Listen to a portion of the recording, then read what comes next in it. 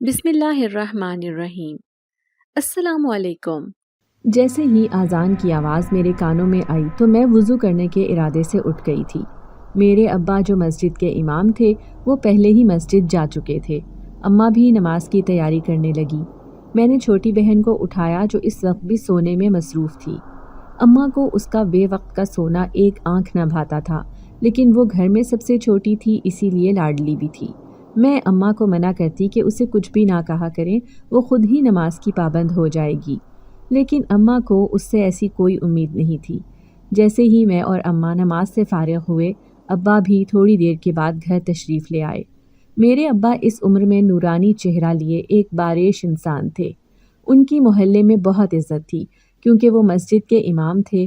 بھلے ہی ہمارا گھرانہ غریب تھا، لیکن کبھی بھی ابا نے کسی سے 1 روپیہ ادھار نہ لیا تھا۔ اپنی سفید پوشی کا بھرم رکھتے ہوئے ہم چاروں عزت سے اپنی زندگی گزار رہے تھے۔ یہ اللہ کا کرم تھا کہ ابا کی معمولی تنخواہ میں بھی ہم چاروں کا بہت اچھے سے گزارا ہو جاتا تھا۔ میں نے میٹرک کرنے کے بعد قرآن پاک کی تعلیم حاصل کی تھی۔ میں حافظہ تو نہ بن سکی، لیکن مجھے قرآن کی کئی سورتیں زبانی یاد تھیں۔ اسی لیے دین کی طرف زیادہ مائل ہونے کی وجہ سے ہر وقت میری زبان پر کسی نہ کسی سورت کا ورد رہتا تھا۔ میرا نام شمائلہ ہے۔ چھوٹی بہن کا نام کشمالہ تھا، جو صرف مجھ سے 2 سال چھوٹی تھی۔ 2 بہنیں اور امی ابو کے ساتھ ہمارا گھرانہ مکمل تھا۔ ابا کا تعلق ایک دیندار گھرانے سے تھا، اسی وجہ سے میرا رجحان بھی مذہب کی طرف بہت زیادہ تھا۔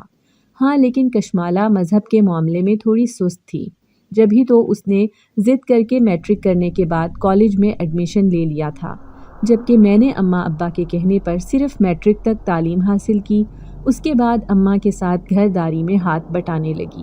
اگرچہ اب میری شادی کی عمر ہو چلی تھی، لیکن ابھی تک ایک بھی رشتہ نہ آیا تھا۔ اس کی وجہ شاید یہ تھی کہ ہمارا گھر غربت کے اس پیمانے پر تھا جہاں پر جہیز کے نام پر لڑکیوں کو دینے کے لیے کچھ بھی نہیں ہوتا، اور ایسا ہی میرے ساتھ تھا، کیونکہ نہ تو ابا کی اتنی حیثیت تھی کہ وہ مجھے ٹرک بھر کر جہیز دے سکیں، اور نہ ہی ابا کو ورثے میں کوئی زمین جائیداد ملی تھی کہ جسے بیچ کر وہ میری شادی کر سکیں۔ یہی وجہ تھی کہ رشتے کے انتظار میں میں ابھی گھر ہی بیٹھی تھی۔ گو کہ اماں ابا ہر وقت میری ہی شادی کی بات کرتے رہتے تھے۔ اماں اس وجہ سے پریشان رہتی کہ کہیں میری عمر نکل نہ جائے، حالانکہ ابھی میں صرف 20 سال کی تھی، لیکن پھر بھی اماں کے اوپر عجیب سی مایوسی طاری رہتی۔ وہ یہی سوچتی رہتی کہ ہمارے غریب گھر میں کوئی بھی رشتہ لے کر نہیں آئے گا۔ میں اکثر چپکے چپکے ان دونوں کی باتیں سنتی جو وہ آپس میں کیا کرتے تھے کہ شمائلہ 20 سال کی ہو گئی ہے، لیکن ابھی تک اس کا کوئی بھی رشتہ نہیں آیا۔ میں یہ سوچ کر اداس رہتی کہ کیا میرا نصیب اس قدر خراب ہے کہ اماں ابا میری وجہ سے یوں پریشان رہتے ہیں۔ اداسی بھرے دن یوں ہی گزرتے جا رہے تھے جب اچانک ہمارے گاؤں پر ایک مصیبت آن پڑی۔ اس سال بارشیں زیادہ ہونے کی وجہ سے اچانک ہی سیلاب کا بہاؤ ہمارے گاؤں کی طرف ہو گیا۔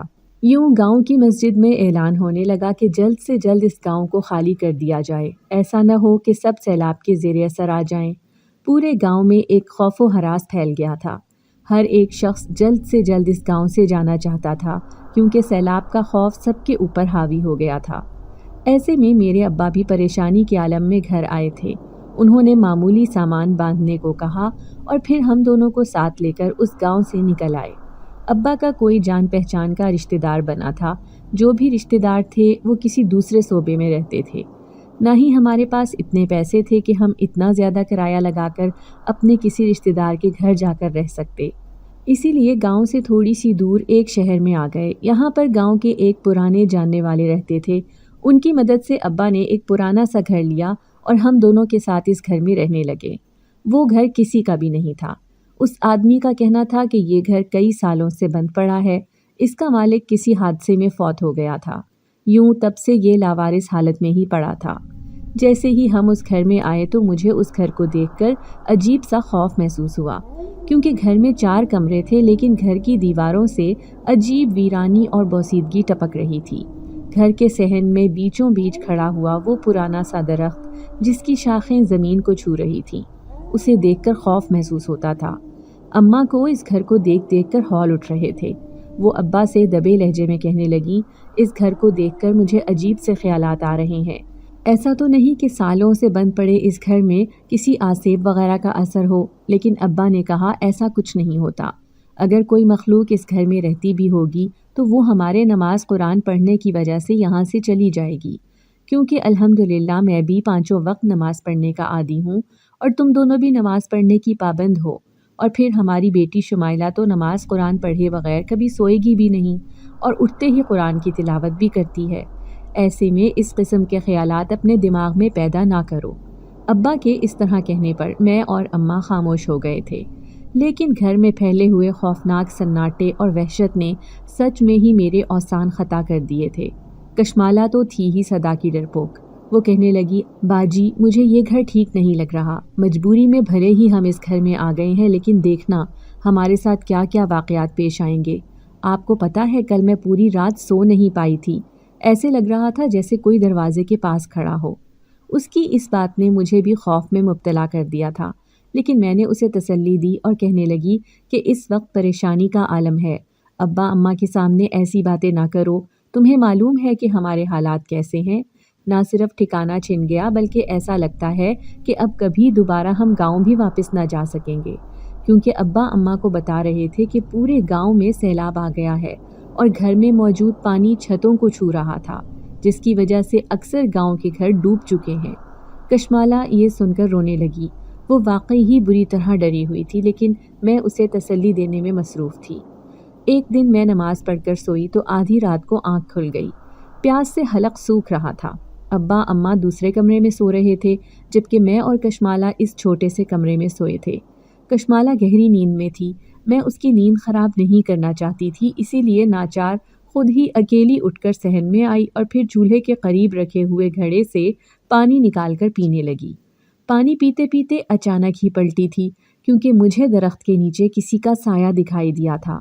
ایسے لگا جیسے مجھے دیکھ کر وہ سایہ بالکل آخر میں بنی ہوئی سیڑھیوں کے اوپر چڑھتا چلا گیا ہو۔ میرے ہاتھ سے گلاس چھوٹ گیا تھا۔ میں سوچ بھی نہیں سکتی تھی کہ کشمالہ کی بتائی ہوئی بات اس قدر سچ ثابت ہوگی۔ آج میں نے اپنی آنکھوں سے اس سائے کو دیکھ لیا تھا۔ میں نے اپنی آنکھیں مسلیں کہ کہیں میں کوئی خواب تو نہیں دیکھ رہی۔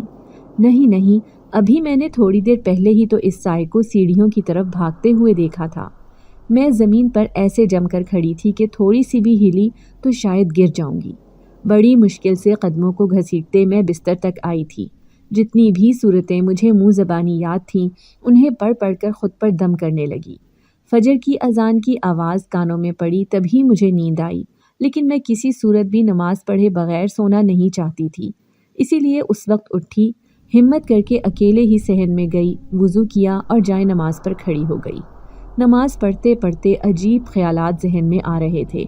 اس سائے کا یوں تیزی سے سیڑھیوں کی طرف بھاگنا اور میرا پلٹ کر اسے دیکھنا مجھے بار بار خوف دلا رہا تھا۔ صبح جب سورج سر پر آن پڑا تب اماں نے جھنجھوڑ کر مجھے اٹھایا تھا۔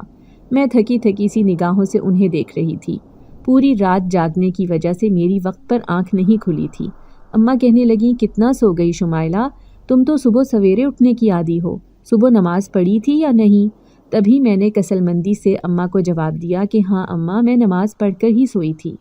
اماں، ابا یا کشمالہ کو رات والی بات بتا کر میں پریشان نہیں کرنا چاہتی تھی، اسی وجہ سے میں نے کسی کے سامنے بھی اس بات کا ذکر نہ کیا، بلکہ گھر کے دیگر کام نمٹاتی رہی۔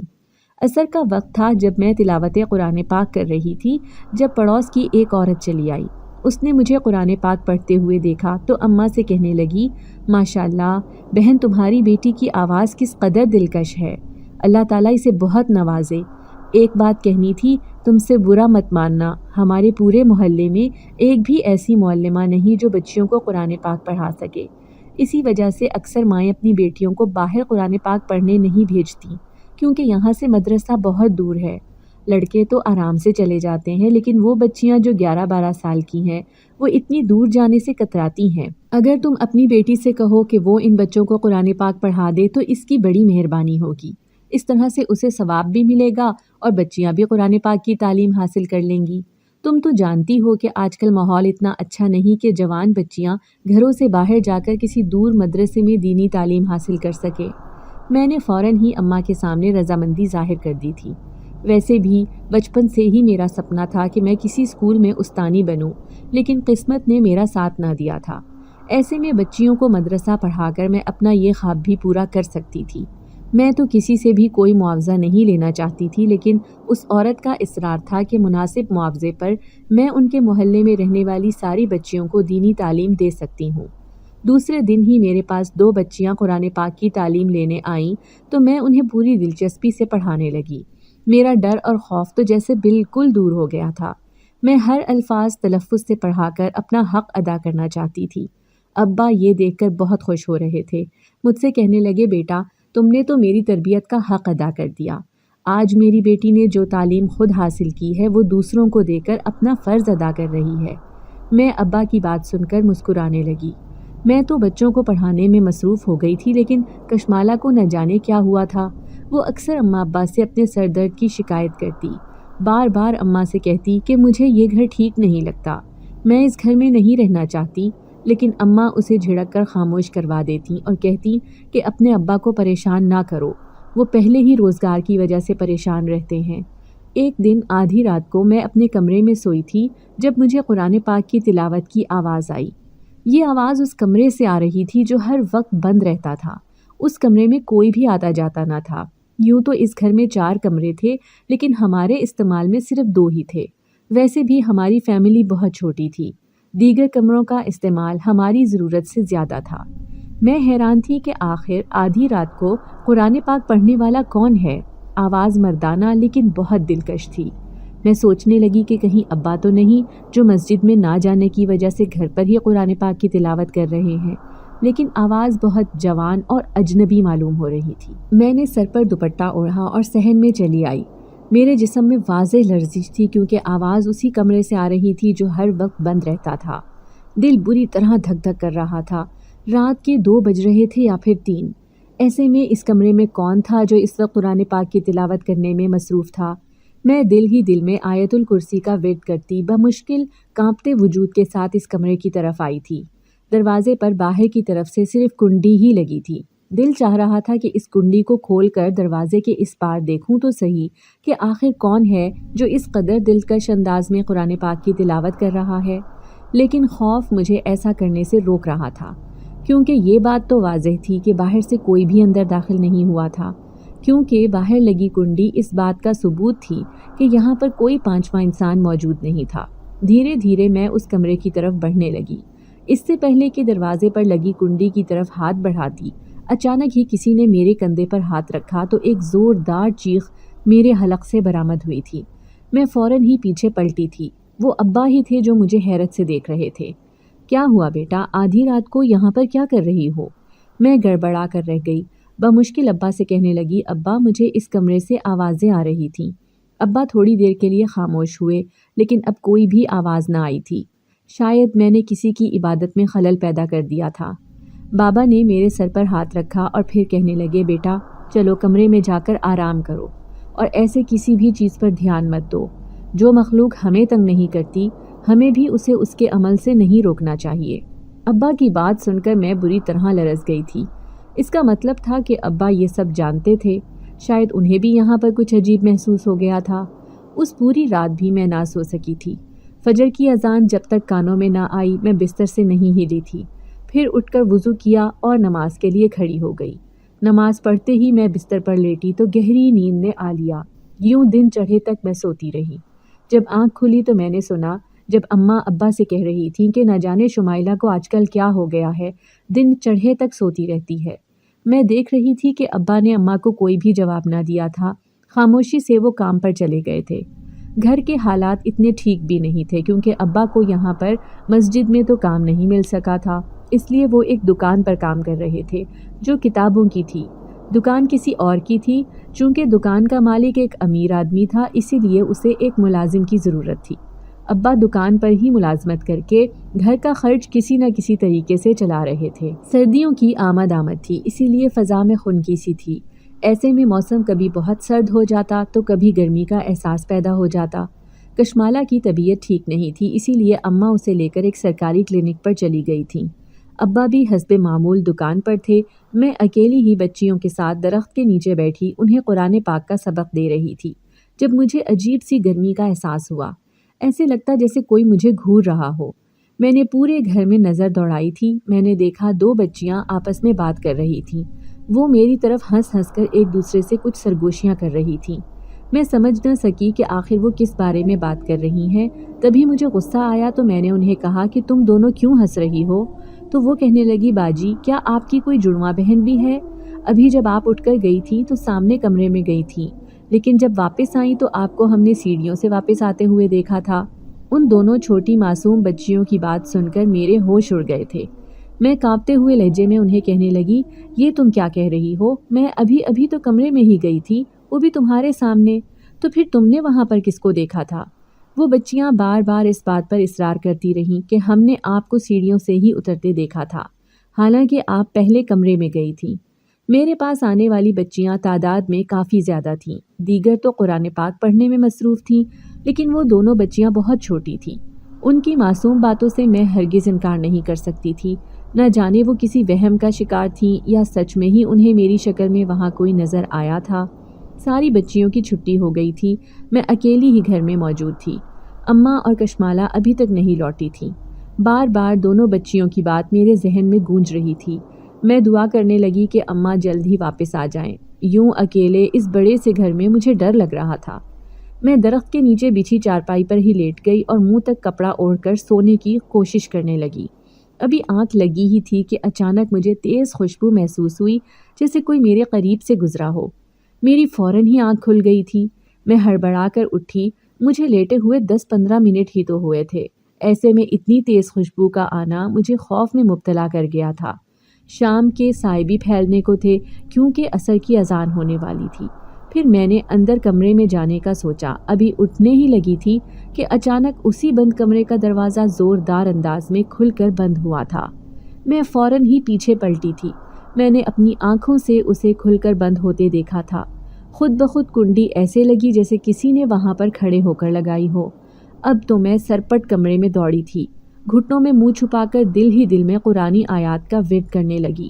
سوچنے لگی کہ اگر ایسی کوئی شیطانی مخلوق یہاں پر موجود ہوگی تو خود ہی یہاں سے چلی جائے گی۔ میں نے فیصلہ کر لیا تھا کہ جیسے ہی ابا گھر آئیں گے تو میں انہیں یہ سب بتاؤں گی۔ یوں اس طرح سے اس مخلوق کے ساتھ اس گھر میں رہنا میرے لیے تو ناممکن تھا، کیونکہ سب سے زیادہ وہ مجھے ہی محسوس ہو رہی تھی۔ گو کہ ابا اس بارے میں جانتے تھے، لیکن انہوں نے اماں یا کشمالہ کے سامنے اس بات کا ذکر نہیں کیا تھا۔ اچانک ہی باہر صحن کا دروازہ زور زور سے دھڑ دھڑایا تھا۔ میں نے فوراً ہی اٹھ کر دروازہ کھولا تو اماں اور کشمالہ تھی۔ کشمالہ کچھ تھکی تھکی سی محسوس ہو رہی تھی۔ میں خائف نگاہوں سے اماں کو دیکھتے ہوئے کہنے لگی، آپ نے اتنی دیر لگا دی، میں کب سے انتظار کر رہی تھی۔ تو اماں کہنے لگیں، کیا کرتی، سرکاری کلینک پر اتنی لمبی لائن لگی تھی، باری آنے میں بہت وقت لگ گیا۔ کشمالہ نے غور سے میرے چہرے کی طرف دیکھا، پھر کہنے لگی، باجی آپ کے چہرے کا رنگ کیوں اڑا ہوا ہے؟ کیا آپ نے کوئی بھوت دیکھ لیا ہے؟ میں نے اس کی بات کا کوئی بھی جواب نہ دیا، بلکہ چپ چاپ کچن میں آ گئی، کیونکہ ابا کے آنے کا وقت ہو گیا تھا۔ میں ان کے آنے سے پہلے ہی چائے کا پانی رکھ کر ان کے لیے چائے بنا دیا کرتی تھی۔ شام کو ابا آئے تو کچھ تھکے تھکے سے محسوس ہوئے۔ لاکھ کوشش کے باوجود بھی میں ان سے یہ نہ کہہ سکی کہ میں کس قدر پریشانی میں مبتلا ہوں۔ پریشانی کے ساتھ ساتھ وہ خوف بھی تھا جو مجھے اس گھر سے بار بار جانے پر مجبور کر رہا تھا۔ لیکن ابا کی پریشانی دیکھتے ہوئے میں دل کی بات نہیں کہہ سکی، اور حسب معمول کئی اور باتوں کی طرح اس بات کو بھی دل ہی دل میں دبا کر رہ گئی۔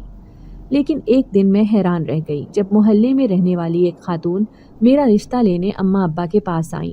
اماں کی تو خوشی کی کوئی انتہا نہ تھی۔ وہ سوچ بھی نہیں سکتی تھیں کہ یہاں آ کر میرے نصیب کھل جائیں گے۔ وہ خاتون بار بار اماں سے کہنے لگی کہ انہیں میرے سوا کسی چیز کی بھی ضرورت نہیں، کیونکہ ان کے بیٹے کو کوئی دیندار لڑکی کی تلاش ہے۔ گو کہ ان کا بیٹا بہت پڑھا لکھا اور ایک اچھی نوکری پر ہے، لیکن پھر بھی انہیں کسی ایسی ہی لڑکی کی تلاش تھی جو بہت دیندار اور نیک فطرت طبیعت کی مالک ہو، اور انہیں میری صورت میں وہ لڑکی مل گئی ہے۔ ابا میری رضامندی پوچھ رہے تھے۔ میں نے کون سا کوئی خواب آنکھوں میں سجا رکھے تھے، اسی لیے ابا سے کہہ دیا کہ جو آپ کو مناسب لگے وہی فیصلہ کر لیں۔ یوں اماں ابا نے اس خاتون سے رشتہ طے کر دیا۔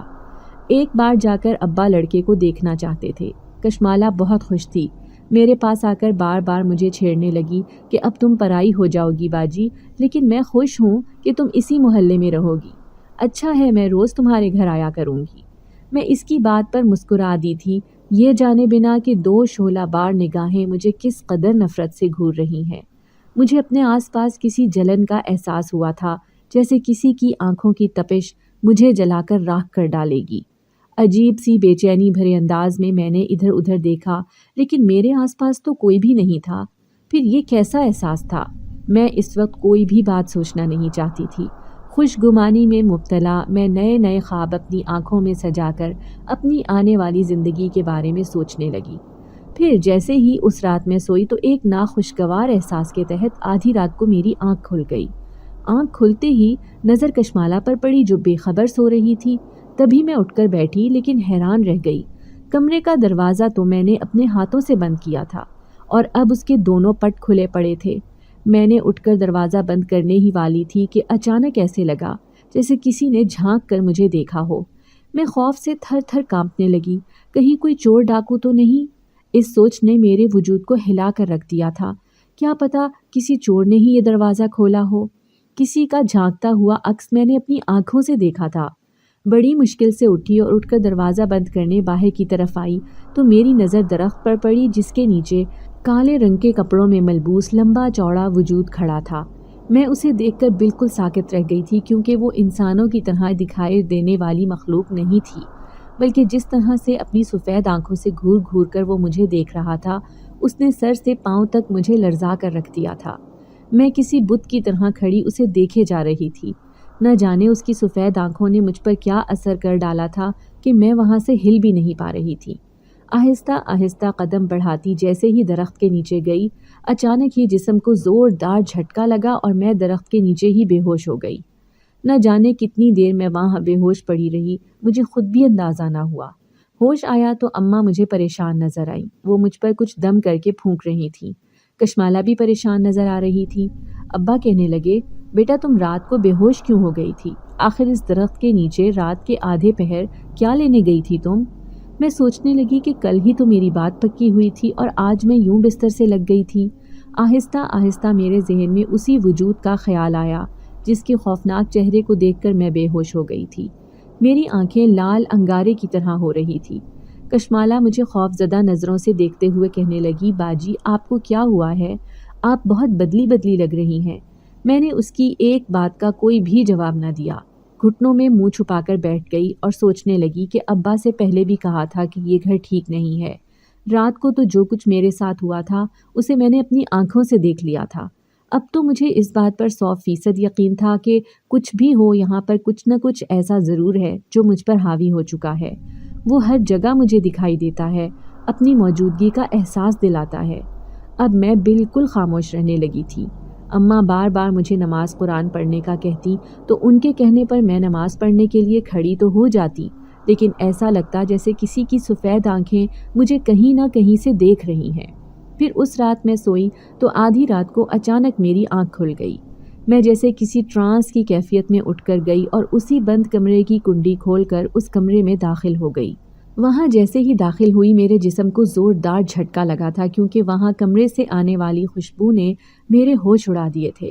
اتنا پاکیزہ ماحول تو میں نے اپنی زندگی میں کہیں نہیں دیکھا تھا۔ ایک طرف جائے نماز رکھی ہوئی تھی، صاف ستھرا کمرہ ایسے لگ رہا تھا جیسے سالوں سے یہاں کوئی رہتا آ رہا ہو۔ گرد کا تو نام و نشان بھی نہیں تھا۔ اتنی خوشگوار مہک اس پورے کمرے سے آ رہی تھی۔ میں کسی بت کی طرح کھڑی وہاں کا ماحول دیکھے جا رہی تھی۔ مجھے جو کچھ محسوس ہوا تھا ایسے لگ رہا تھا جیسے یہاں پر کوئی ایسی مخلوق رہتی ہے جو ہر کسی کو دکھائی نہیں دیتی، لیکن وہ صرف مجھے اپنی موجودگی کا احساس دلا رہی تھی۔ اب تک وہ میرے سامنے نہیں آیا تھا۔ تبھی میں بھرائے ہوئے لہجے میں کہنے لگی، کون ہے یہاں؟ کون رہتا ہے؟ آخر میرے سامنے کیوں نہیں آتا؟ کیوں مجھے پریشان کر رہا ہے؟ ابھی میں نے اتنا ہی کہا تھا کہ اچانک کسی کے بولنے کی آواز آئی، لیکن وہ زبان کون سی تھی میں سمجھ ہی نہیں پائی تھی۔ ہاں، کسی کے بڑبڑانے کی آواز ضرور آئی تھی۔ شاید کسی نے میری بات کا جواب دیا ہو۔ خوف کی ایک شدید لہر میرے وجود سے اٹھی تھی، لیکن پھر بھی میں ہمت کر کے وہاں کھڑی تھی۔ کمرے میں ایک کھڑکی تھی جس کے ٹوٹے ہوئے سوراخ سے روشنی چھن چھن کر اس کمرے میں آ رہی تھی۔ اسی روشنی سے اس کمرے کے سارے مناظر واضح تھے۔ اس سے پہلے کہ میں پیچھے پلٹتی، اچانک ہی مجھے احساس ہو گیا کہ جیسے میرے پیچھے کوئی کھڑا ہے۔ بالآخر اس نے خود کو میرے سامنے ظاہر کر لیا تھا۔ خوف کے باعث میں پیچھے پلٹ کر بھی نہیں دیکھ پا رہی تھی۔ میں پیچھے مڑ کر دیکھنا چاہتی تھی کہ آخر میرے پیچھے کون سی مخلوق ہے جو مجھے اس قدر ڈرا رہی ہے، لیکن جیسے ہی میں پیچھے پلٹی تو وہاں کوئی بھی نہیں تھا۔ ہاں، لیکن اس کمرے میں کسی کی موجودگی کا احساس شدت سے ہو رہا تھا۔ اس سے پہلے کہ میں اس کمرے سے باہر آتی، اچانک ہی دروازہ کسی نے زوردار انداز میں بند کر دیا تھا۔ میں اس کمرے میں قید ہو کر رہ گئی تھی۔ خود ہی تو یہاں چل کر آئی تھی، صرف اسی کھوج کی وجہ سے کہ آخر میرے ساتھ یہ سب کیوں ہو رہا ہے۔ میں نے زور لگا کر دروازہ کھولنے کی کوشش کی، لیکن وہ تو اس طریقے سے بند تھا، ایسے لگ رہا تھا جیسے کوئی طاقت لگا کر اسے کھولنے نہ دے رہا ہو۔ اب رونے کے سوا میرے پاس کوئی چارہ نہیں تھا۔ میں سوچنے لگی کہ صبح ہونے میں نہ جانے کتنا وقت ہے، اب مجھے یہیں پر انتظار کرنا ہوگا جب تک اماں نہ اٹھتیں تو یہ دروازہ نہیں کھلنا تھا۔ میں وہیں دروازے سے ٹیک لگا کر بیٹھ گئی اور خوف کے مارے گھٹنوں میں منہ چھپا لیا۔ اچانک ہی ایک سرگوشی سی کان میں سنائی دی، تم صرف میری ہو۔ میں نے ہڑبڑا کر ادھر ادھر دیکھا تھا، کون ہے یہاں؟ جواب میں غوں غاں کی آواز ابھری تھی۔ میں حیران تھی کہ آخر میں اس قدر بہادر کیسے ہو گئی جو اکیلی ہی آج اس کمرے میں بیٹھی ہوں۔ تم مجھے ڈرانے کی کوشش کیوں کر رہے ہو؟ آخر میرے سامنے کیوں نہیں آتے؟ میرا اتنا ہی کہنا تھا کہ اچانک سامنے بنی دیوار پر ایک شبیہ سی ابھرنے لگی۔ لمبا چوڑا دکھنے والا وجود ایسا ہی نظر آ رہا تھا جیسے اس رات میں نے اس درخت کے نیچے دیکھا تھا۔ خوف سے رونگٹے کھڑے ہو گئے تھے، میرا وجود تو ہل بھی نہیں پا رہا تھا۔ کاش میں اٹھ کر یہاں سے بھاگ سکتی، لیکن میں کسی مجسمے کی طرح وہیں بیٹھی رہی۔ تبھی دیوار پر بننے والا وہ وجود اچانک ہی دیوار سے باہر نکلا تھا۔ اس نے ایک انسانی شکل اختیار کر لی تھی۔ بلا شبہ وہ شکل و صورت کا بے حد حسین تھا۔ میرا دل بری طرح دھک دھک کر رہا تھا۔ آج اس نے اپنے آپ کو میرے سامنے ظاہر کر دیا تھا، لیکن اس کی نظروں میں میرے لیے مہربانی تھی۔ میں اس سے کہنے لگی، کون ہو تم؟ وہ اسپاٹ لہجے میں کہنے لگا، تمہارا عاشق جنزاد۔ میں بھی سالوں سے اس گھر میں رہتا آ رہا تھا، اس گھر میں تنہائی کا عادی ہو گیا تھا۔ میرے خوف سے تو یہاں کوئی ایک رات بھی گزارنے کو تیار نہیں ہوتا تھا، لیکن جب سے تم یہاں اس گھر میں آئی، میں نے تمہاری قرآن پاک کی تلاوت سنی تو میں تمہارا عاشق ہو گیا، کیونکہ میں نے اپنی زندگی میں آج تک اتنی نیک لڑکی نہیں دیکھی تھی، جس کی روشن پیشانی اس قدر خوبصورت ہے کہ اسے ایک بار دیکھنے کے باوجود دل بھی نہ بھرے۔ یوں میں نے تمہارے پورے خاندان کو اس گھر میں رکھنے کا فیصلہ کر لیا ہے۔ میں تمہیں ہرگز یہاں سے کہیں بھی جانے نہیں دینا چاہتا تھا، اسی لیے تو میں نے اپنی موجودگی کا احساس صرف تمہیں ہی دلایا تھا۔ آج تک کوئی بھی ناخوشگوار واقعہ تمہارے کسی دوسرے خاندان والے کے ساتھ پیش نہیں آیا۔ میں ایک مسلمان جنزاد ہوں، میں کسی کو تکلیف نہیں پہنچاتا۔ ہاں، لیکن کسی برے انسان کی موجودگی مجھ سے برداشت نہیں ہوتی۔ میں اسی گھر میں رہتا ہوں، یہ کمرہ میرا ٹھکانہ ہے۔ آج سے نہیں، سالوں سے اس گھر میں رہتا آ رہا تھا۔ پہلی بار میں نے کسی انسان کو اس قدر دین کی طرف راغب دیکھا تو تمہیں اپنا دل دے بیٹھا، اسی لیے تو تمہارا عاشق ہو گیا ہوں۔ اب میں کبھی بھی تمہاری زندگی سے نہیں جاؤں گا۔ اگر تم نے کہیں بھی شادی کرنے کی کوشش کی تو میں تم پر ظاہر ہو جاؤں گا۔ یوں کوئی بھی انسان تم سے شادی نہیں کر پائے گا۔ جس طرح تم ایک نیک لڑکی ہو، اسی طرح میں بھی ایک نیک جنزادہ ہوں۔ جس لڑکے سے تمہاری شادی ہو رہی ہے وہ ٹھیک نہیں ہے۔ اگر میری بات مانو تو اس شادی سے انکار کر دو، کیونکہ وہ پہلے سے ہی برے کردار کا مالک ہے۔ اس سے تمہاری زندگی خراب ہو جائے گی۔ اگر تم نے پھر بھی شادی کر لی تو میں کچھ ایسا کروں گا جس سے تمہاری شادی اس سے نہیں ہو پائے گی۔ تم صرف میری ہو۔ میں کسی نیک وجود کی تلاش میں تھا، تم میں اپنا عکس دیکھتا ہوں، اسی لیے تم سے محبت کر بیٹھا ہوں۔ اب میں کبھی بھی تمہیں چھوڑ کر نہیں جاؤں گا۔ اس کی یہ ہیبت ناک باتیں میرا دل دہلا رہی تھیں۔ وہ بولتا ہوا بالکل انسان لگ رہا تھا، لیکن در حقیقت وہ ایک جنزاد تھا۔ اس گھر میں جنات کا ٹھکانہ تھا، یہ بات نہ ابا کو معلوم تھی اور نہ ہی مجھے۔ ہاں، لیکن مجھے پہلے دن سے ہی اس کی موجودگی کا احساس ہو گیا تھا۔ پھر وہ خوفناک لہجے میں کہنے لگا، اب صبح کے آثار پھیلنے والے ہیں، میری بھی نماز کا وقت ہو گیا ہے، اب تم بھی نماز پڑھ کر سو جاؤ، لیکن یاد رکھنا تم صرف میری ہو۔ یہ کہہ کر وہ میرے سامنے سے غائب ہو گیا تھا۔ کمرے کا دروازہ خود بخود کھلا تو میں کسی بت کی طرح اٹھی اور کمرے میں آ کر لیٹ گئی۔ اذان کی آواز میرے کانوں میں آ رہی تھی۔ یہ سچ تھا کہ میں پہلے کی طرح نہیں ڈری تھی، لیکن اس بات کا احساس کہ وہ جنزادہ مجھ پر عاشق ہو گیا ہے مجھے خوف زدہ کر رہا تھا۔ اگر اماں ابا کے سامنے اس نے خود کو ظاہر کر دیا تو وہ کتنے پریشان ہو جائیں گے۔ میں پہلے ہی انہیں ہر قسم کی پریشانی سے بچانا چاہتی تھی۔ صبح ہوئی تو اماں اور کشمالہ جوش و خروش سے میری شادی کی باتیں کر رہی تھیں۔ تب اچانک میرے منہ سے نکل گیا کہ اماں مجھے شادی نہیں کرنی، وہ لڑکا ٹھیک نہیں ہے۔ اماں حیران تھی، کہنے لگی تو یہ سب کیوں کہہ رہی ہے؟ تیرے ابا نے تو سب کچھ معلوم کروا لیا ہے، وہ لڑکا بالکل ٹھیک ہے، اور سب سے زیادہ خوشی مجھے اس بات کی ہے کہ تو بیاہ کر اسی محلے میں چلی جائے گی تو تیری خبر گیری کے لیے بھی مجھے پریشانی نہ ہوگی۔ لیکن میں اپنی بات پر اڑی رہی، مسلسل اماں سے کہتی رہی کہ اماں وہ لڑکا نشے کا عادی ہے اور کردار کا بھی ٹھیک نہیں، آپ اچھی طرح تحقیقات کروا کر ہی رشتہ پکا کرنا۔ اماں میری زبان دیکھ کر حیران تھیں، کیونکہ وہ جانتی تھیں کہ میں بہت صبر والی اور فرما بردار بیٹی ہوں، اور پھر اس طرح اپنی شادی کی بات کرنا، ان کا حیران ہونا تو بنتا تھا، لیکن میں خاموش تھی۔ جن زادے نے مجھے دھمکی دی تھی کہ اگر میں نے اس کی بات نہ مانی تو وہ میرے اوپر حاوی ہو کر اپنے آپ کو سب کے سامنے ظاہر کر دے گا۔ پھر جیسے ہی شام کو ابا گھر آئے تو اماں نے حرف بہ حرف انہیں سب کچھ بتا دیا۔ ابا نے مجھے بلایا، پھر کہنے لگے بیٹا، تمہاری مرضی کے بغیر میں تمہارا رشتہ طے نہیں کرنا چاہتا تھا، اسی لیے تو میں نے سب سے پہلے تم سے پوچھا تھا، لیکن اب تم نے یہ بات کر کے مجھے دکھی کر دیا ہے۔ پھر بھی میں تمہاری تسلی کے لیے اس لڑکے کی جانچ پڑتال ضرور کروں گا۔ پھر دوسرے دن ابا گھر آئے تو ان کے چہرے پر پریشانی تھی۔ وہ میرے سامنے ہی اماں سے کہنے لگے، شمائلہ ٹھیک کہہ رہی تھی، میں نے اس لڑکے کے آفس سے پتہ کروایا تو 3-4 لوگوں نے مجھے بتایا کہ یہ لڑکا ٹھیک نہیں ہے، آفس میں کام کرنے والی لڑکیوں کا پیچھا کرتا ہے اور انہیں دوستی کا بہانہ کر کے ورغلاتا رہتا ہے، ساتھ ہی اٹھنا بیٹھنا بھی اس کا غلط لوگوں میں ہے۔ شکر ہے کہ شمائلہ نے یہ سب کہہ دیا، ورنہ تو ہم بغیر سوچے سمجھے اس کا رشتہ طے کر دیتے۔ پھر انہوں نے مجھے بلایا اور کہنے لگے، بیٹا تم نے آخر یہ سب کیسے معلوم کر لیا کہ وہ لڑکا ٹھیک نہیں ہے، ورنہ اس سے پہلے تو تم خاموش تھی۔ میں چپ ہو گئی، ابا کو کیا کہتی کہ اس گھر میں رہنے والا وہ جنات جو مجھ پر حاوی ہو چکا ہے، اس نے ہی مجھے یہ سب بتایا ہے، اب وہ میری شادی کہیں بھی ہونے نہیں دے گا۔ پھر اس رات میں سوئی تو تیز خوشبو کا جھونکا میری ناک سے ٹکرایا تھا، یہ وہی خوشبو تھی جو اس جن زادے کے وجود سے آتی تھی۔ میں کسی بت کی طرح اٹھی اور اٹھ کر اسی کمرے میں جا پہنچی۔ وہاں گئی تو حیران رہ گئی، پورے کمرے میں دیے روشن تھے، آج آنے والی خوشبو کل سے بھی زیادہ تیز تھی۔ جن زادے کے چہرے پر خوشی تھی، وہ کہنے لگا، تم نے میری بات مان کر بہت اچھا کیا، اب دیکھنا میں تمہارے پورے خاندان کی زندگی کیسے بدلتا ہوں، تمہارے گھر کے حالات بدل جائیں گے اور تمہارے ابا جنہیں تم دل و جان سے چاہتی ہو، انہیں پھر کام کرنے کی ضرورت نہیں رہے گی، وہ پوری زندگی عیش سے گزاریں گے۔ وہ مجھے نئے نئے خواب دکھا رہا تھا۔ میں یہی تو چاہتی تھی، اپنے اماں ابا کے لیے ایک ایسی زندگی چاہتی تھی جہاں پر انہیں کوئی بھی پریشانی کا سامنا نہ ہو۔ جن زادے کی مدد سے میں یہ سب کر سکتی تھی۔ پھر اس رات میں نے اس سے اپنی دل کی بات کہی اور اسے کہا کہ وہ کسی بھی طرح کر کے اماں ابا کے حالات بدل ڈالے، میں انہیں یوں پریشان نہیں دیکھ سکتی۔ جن زادے نے مجھے یقین دلایا کہ وہ میرے گھر کے حالات بدل دے گا، لیکن مجھے اس سے وعدہ کرنا ہوگا کہ میں اس سے ملنے روزانہ اس کے کمرے میں ضرور آؤں گی۔ میں نے اس کی بات مان لی تھی۔ پھر دوسرے دن میں حیران رہ گئی جب ابا خوشی خوشی دکان سے لوٹے تھے۔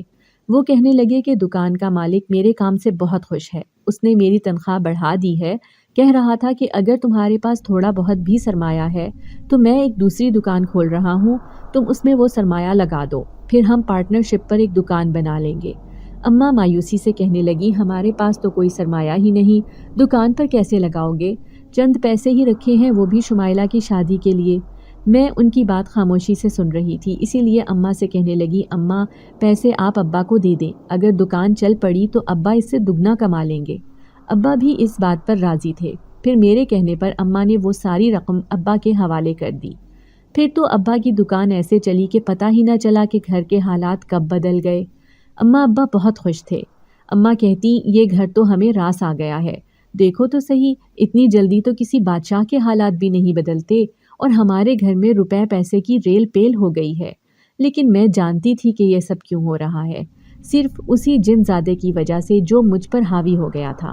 اس نے مجھ سے وعدہ لیا تھا کہ میں زندگی بھر کبھی بھی کسی انسان سے شادی نہیں کروں گی، بلکہ صرف اسی کی بن کر رہوں گی۔ ابا روزانہ آ کر بتاتے کہ کوئی ایک آدمی آتا ہے ان کی دکان پر جو ان سے ساری کتابیں خرید کر لے جاتا ہے۔ میں سمجھ سکتی تھی کہ وہ کون ہو سکتا ہے، وہ جن زادہ ہی تھا جو اس طریقے سے ابا کی مدد کر رہا تھا۔ اب اماں ابا میرا رشتہ ڈھونڈ رہے تھے، لیکن میں خاموش تھی۔ اتنی نافرمانی نہیں کر سکتی تھی کہ ان کے سامنے زبان چلا کر کہتی کہ میں شادی نہیں کرنا چاہتی، لیکن جن زادے کا خوف مجھے کھائے جا رہا تھا۔ پھر ایک دن ابا آئے تو ان کی بات سن کر میں حیران رہ گئی جب وہ اماں سے کہنے لگے کہ میں نے تم لوگوں سے چھپ کر ایک گھر خرید لیا ہے۔ چند پیسے گھر کے بچے ہوئے تھے وہ ملا کر اور جو منافع ہوا تھا مالک نے مجھے وہ سارا منافع دے دیا ہے۔ اس سے میں نے ایک چھوٹا سا گھر خرید لیا ہے۔ یہ گھر بڑا ہے اور نہ جانے اس کا مالک کب آ جائے، اسی وجہ سے ہمیں یہاں سے جانا ہوگا۔ میں ابا کی بات سن کر خوف سے تھر تھر کانپنے لگی۔ کیسے انہیں کہتی کہ اس گھر سے جانا ممکن نہیں، وہ جن زادہ میری جان لے لے گا یا پھر خوف سے مجھے مار ڈالے گا۔ لیکن اماں اور کشمالہ تو سامان باندھ رہے تھے، وہ مجھے بھی بار بار کہتے کہ تم بھی سامان باندھنے میں مدد کرو، لیکن میں تو کسی مجسمے کی طرح بیٹھی رہی۔ میرا جسم تو حرکت کر ہی نہیں پا رہا تھا۔ بس اس رات اس گھر میں رکنا تھا، اس کے بعد یہاں سے ہمیں ہمیشہ کے لیے چلے جانا تھا۔ جاگتی آنکھیں لیے میں اس رات بستر پر پڑی تھی جب مجھے تیز خوشبو کے جھونکے نے اپنی طرف متوجہ کیا تھا، گویا آج پھر وہ جن زادہ مجھے اسی کمرے میں بلا رہا تھا۔ میں جیسے ہی وہاں پہنچی تو اس کی غضبناک نگاہوں کا سامنا نہ کر پائی۔ وہ گھورتے ہوئے مجھے کہنے لگا، آخر تم انسان ہوتے ہی احسان فراموش ہو۔ تمہارے باپ کی قسمت بدلی تو اس نے فوراً یہ گھر چھوڑنے کا فیصلہ کر لیا، لیکن میں تمہیں کہیں بھی جانے نہیں دوں گا۔ اگر تم اس گھر سے گئی تو میں تمہارے وجود میں سما کر ہمیشہ کے لیے تمہیں اپنا قیدی بنا لوں گا۔ میں خاموش تھی، پھر بڑی مشکل سے اسے کہنے لگی، لیکن تم ایک جن زادے ہو، بھلا میں ایک انسان ہو کر تم سے کیسے شادی کر سکتی ہوں؟ یہ معاشرہ قبول نہیں کر پائے گا، میری زندگی برباد ہو جائے گی۔ اگر تم نے مجھ سے کوئی رشتہ قائم کر بھی لیا تو کبھی بھی میں وہ زندگی گزار نہیں پاؤں گی جو میرے رب نے مجھے عطا کی ہے۔ تمہارے لیے بھی اس نے کوئی جوڑ بنا کر رکھا ہوگا جو تمہارے ہی کسی قبیلے کی ہوگی، وہ ایک جن زادی ہوگی جس سے تم شادی کرو گے۔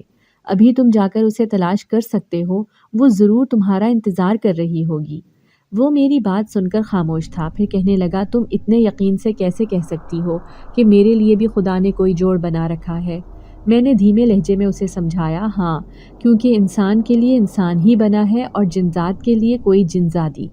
جس طرح میرے لیے اس نے کسی مرد کو منتخب کیا ہوگا، اسی طرح تمہارے لیے بھی کوئی جنزادی بنی ہوگی جو کہیں نہ کہیں تمہارا انتظار کر رہی ہوگی۔ پھر وہ کہنے لگا، ٹھیک ہے، میں اس رات اپنے قبیلے میں جاؤں گا اور وہاں جا کر اپنے جوڑ کی کوئی جنزادی دیکھوں گا جو صرف میرے لیے بنی ہوگی، لیکن اگر وہ مجھے نہ ملی تو میں تمہاری زندگی میں واپس لوٹ آؤں گا۔ تب تک تم میری طرف سے آزاد ہو، لیکن میں جلد ہی تمہارے پاس آؤں گا۔ تمہارے جیسی کوئی نیک جنزادی اگر مجھے مل گئی تو اس کے ساتھ میری زندگی حسین ہو جائے گی، پھر میں انسانوں کی دنیا میں نہیں رہوں گا۔ مجھے یقین نہیں آ رہا تھا کہ وہ میری بات سن کر میری زندگی سے چلا جائے گا۔ میں دل ہی دل میں دعا کرنے لگی کہ جلد ہی اسے اس کی نیک جنزادی مل جائے تاکہ وہ میرا پیچھا چھوڑ دے۔ پھر دوسری صبح ہم چاروں نے یہ گھر چھوڑ دیا تھا۔ ابا نے جس علاقے میں گھر لیا تھا وہ بہت صاف ستھرا تھا، 2 کمروں کا چھوٹا سا گھر تھا، لیکن وہ ہمارا اپنا تھا۔ گھر کی چھت مل جانا بھی بہت بڑی بات تھی۔ اماں ابا کی خوشی کی انتہا نہ تھی۔ پھر ایک دن میں حیران رہ گئی جب ابا کہنے لگے کہ دکان کا مالک اپنے بیٹے کے لیے کسی لڑکی کی تلاش میں تھا۔ اس نے شمائلہ بیٹی کو دیکھا تو وہ رشتہ لے کر آ رہا ہے۔ اس کا بیٹا بہت نیک، 5 وقت کا نمازی لڑکا ہے۔ مجھے اپنی بیٹی کے لیے ایسے ہی لڑکے کی تلاش تھی۔ میں بالکل خاموش تھی، سوچنے لگی کہ کہیں وہ جنزادہ میری زندگی میں واپس نہ لوٹ آئے۔ میں اس کی اجازت کے بغیر شادی نہیں کرنا چاہتی تھی، لیکن کئی دن گزر گئے، وہ جنزادہ آیا اور نہ ہی اس کا کوئی احساس میرے ارد گرد محسوس ہوا تھا۔ پھر میری سادگی سے شادی ہو گئی۔ مجھے یقین نہیں آ رہا تھا کہ میری زندگی میں شامل ہونے والا وہ انسان اس قدر نیک فطرت رکھتا ہوگا۔ پھر ایک رات جب میرا شوہر گھر پر نہیں تھا، بارش کے آثار نظر آ رہے تھے۔ میں نے آج مشین لگا کر کپڑے دھوئے تھے، اسی لیے انہیں اتارنے چھت پر گئی۔ جیسے ہی پیچھے مڑی، تیز خوشبو کا جھونکا میرے وجود سے ٹکرایا تھا۔ میں خوف سے سن کھڑی تھی کیونکہ یہ وہی خوشبو تھی جو اس جن زادے سے محسوس ہوتی تھی، لیکن جیسے ہی میں پیچھے مڑی تو حیران رہ گئی۔ ایک مرد اور ایک عورت چھت پر موجود تھے۔ وہ جن زادہ ہی تھا جو مرد بن کر میرے سامنے کھڑا تھا۔ پھر وہ کہنے لگا کہ مجھے میرے جوڑ کی جن زادی مل گئی ہے۔ تم ٹھیک کہتی تھی کہ میرے لیے بھی کوئی جنزادی ضرور بنی ہوگی۔ قبیلے میں واپس جاتے ہی سردار کی بیٹی سے میری شادی ہو گئی۔ آج میں بہت خوش ہوں، یہ سب تمہاری وجہ سے ہوا ہے۔ میں دعا کرتا ہوں کہ تم بھی اپنے شوہر کے ساتھ خوش رہو۔ میں اس کی بات سن کر مسکرا دی تھی، پھر وہ دونوں میرے سامنے سے غائب ہو گئے۔ آج میرا وجود ہلکا پھلکا ہو گیا تھا۔ 1 ہفتے بعد مجھ سے چھوٹی کشمالہ کی شادی تھی۔ اب میں اس کی تیاریاں بڑے زور و شور سے کر رہی تھی۔ میرا شوہر میرے ناز نخرے اٹھانے میں کوئی کسر نہیں چھوڑتا۔ شاید یہ میرے صبر کا ہی پھل تھا جو میں نے اپنے لیے اچھے وقت کا انتظار کر کے حاصل کیا تھا۔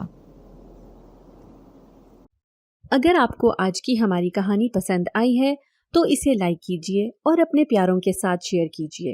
اور ہاں، اگر آپ نے ابھی تک ہمارا چینل سبسکرائب نہیں کیا تو ضرور کیجیے۔